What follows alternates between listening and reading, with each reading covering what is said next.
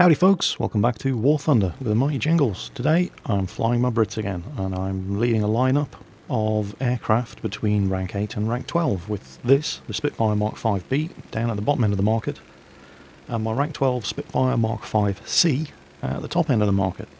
And I do love flying these British aircraft, but picking a British lineup for me is a bit of a double-edged sword because I love that 5C so much, but it's rank 12 and it gets you into games like this where, I mean, there are some seriously big and nasty boys on the other side. There's a bunch of D13s, there's BF-109 G6s, G10s, there's some seriously well-armed bad boys on the other enemy team.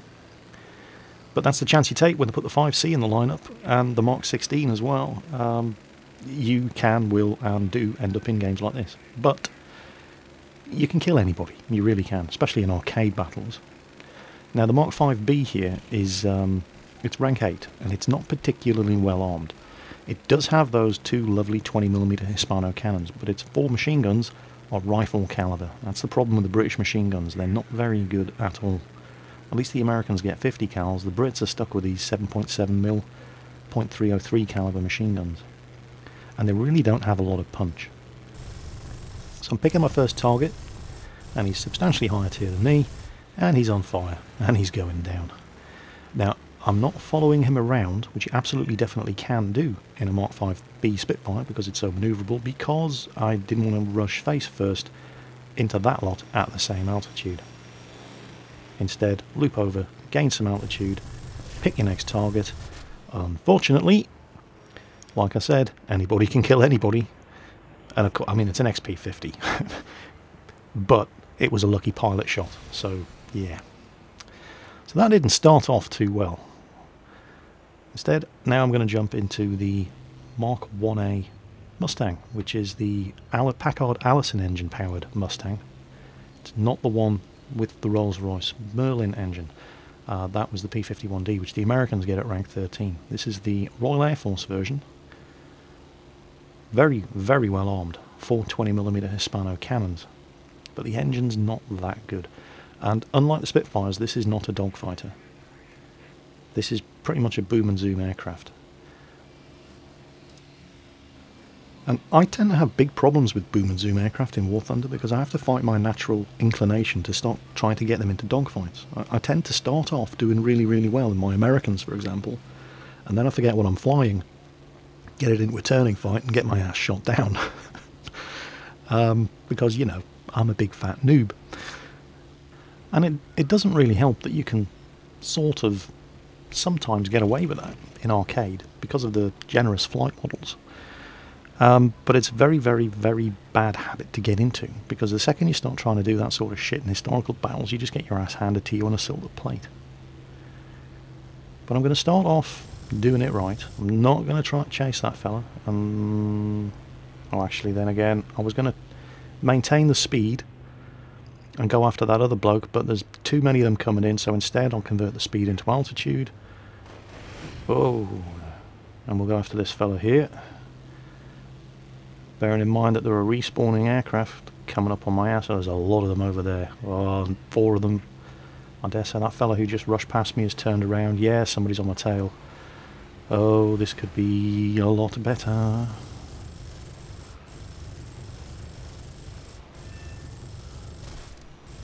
Come on, die, will you?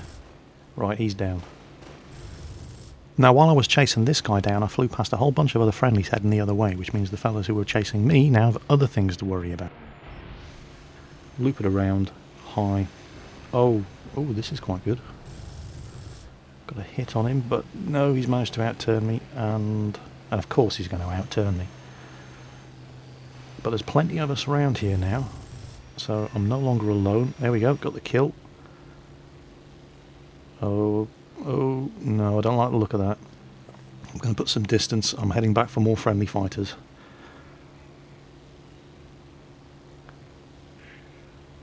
Actually, that's not too bad now. Again, trade that speed for altitude.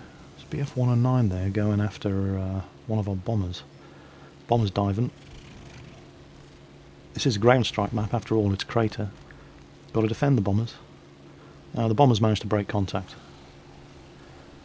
Keep an eye on what's going on over there. BF-109, lost sight of him. He's not going after the PE-3.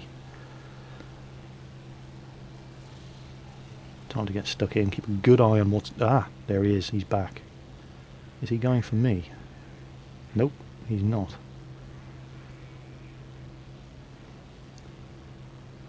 Which one to go for? Ooh, I don't know about this. Close, but not really close enough. And whoa! Did not see that coming. How the hell did they get on my ass? I didn't even see that happening. Oh, this is less than good. BF-109G behind me. He's a severely well-armed aircraft, and I'm... Oh, crap, get him off me, get him off me. Wing shot to shreds, leaking fuel.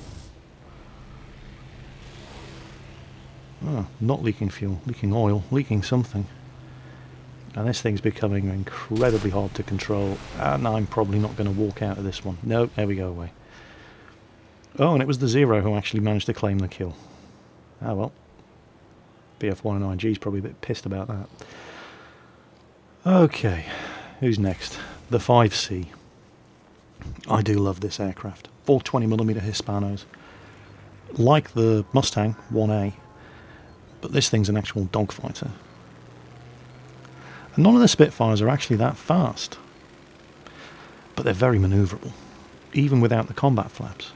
They used to have combat flaps in earlier versions of the game, but they got taken off. And that made me sad. But they're still very manoeuvrable aircraft, and I do not like the look of that.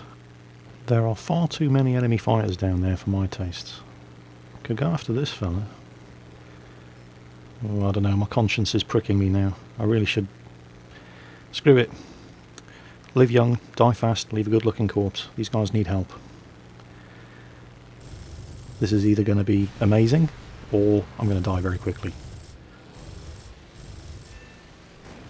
Oh, oh, come on, you little bugger. I'm going to get you. Oh, wow. Critted him. He's on fire. Hit him. Yeah, this is going to be amazing. 2 kills in about 20 seconds. Need to watch my ammo count. Oh, I'm about to run out.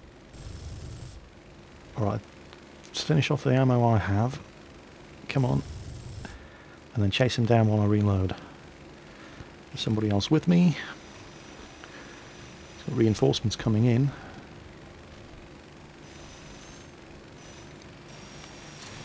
Oh, geez, yes, he's got lots of reinforcements coming in. Lots and lots and lots of reinforcements coming in. Suddenly we're outnumbered here, and I need to be careful I don't fly into this yak. I'm going to leave him to the yak, and try to do something about the bad guys who are chasing us down. Oh crap! Now it's just me. Got one of them. I'm taking hits here. I'm probably not going to get out of this alive. It's just a question of taking as many of them with me, and 3's all I'm going to get. But hey, Spitfire Mark 5C, bloody dangerous aircraft. I'm reasonably happy with that result. I did get 3 of them. Shot down by the King Cobra. So we're doing alright here, actually. Let's jump into the Mark 9.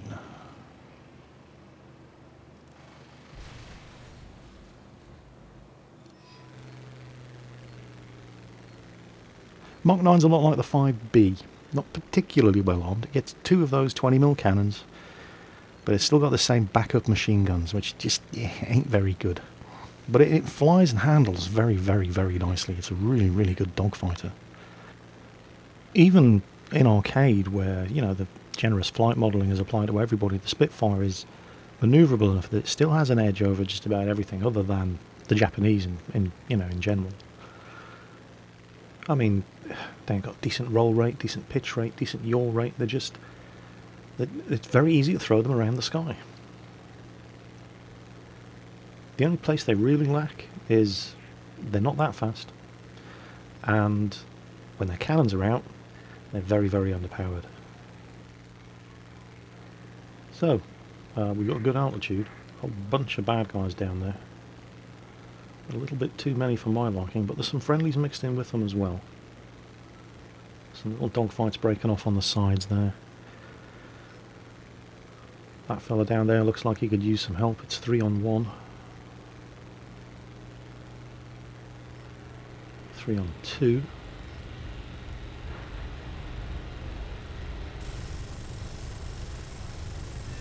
Gotcha. Bring it around. What do we have? Oh, 2 of them. Hit them both. Did some critical damage. Bring it around. See if we can finish him off. No.